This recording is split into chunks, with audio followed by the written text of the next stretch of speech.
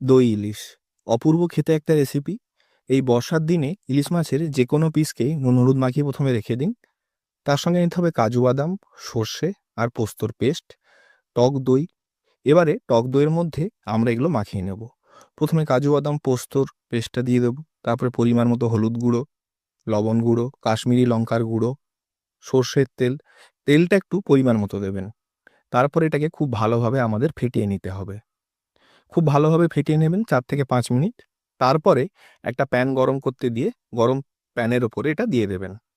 প্রথমে কোনো তেল দেওয়ার দরকার নেই। তারপরে মাছের পিসগুলোকে দিয়ে এইভাবে দুটো দিকে ভালো করে মশলা লাগিয়ে দেবেন। সঙ্গে কাঁচা লঙ্কা স্বাদ অনুসারে দেবেন, যতটা ঝাল পছন্দ করেন সেই মতো। এরপরে এটাকে চাপা লাগিয়ে ফুটতে দিতে হবে প্রায় 20 থেকে 25 মিনিট। সঙ্গে আমরা মশলা দেওয়া জলটাও অ্যাড করে দেবো। চাপা দিয়ে ফুটতে দিন 20 থেকে 25 মিনিট। ভালো করে ফুটিয়ে নেওয়ার পরে উপর থেকে কসুরি মেথি দিয়ে দিন। বাড়িতে অবশ্যই একবার ট্রাই করে দেখবেন।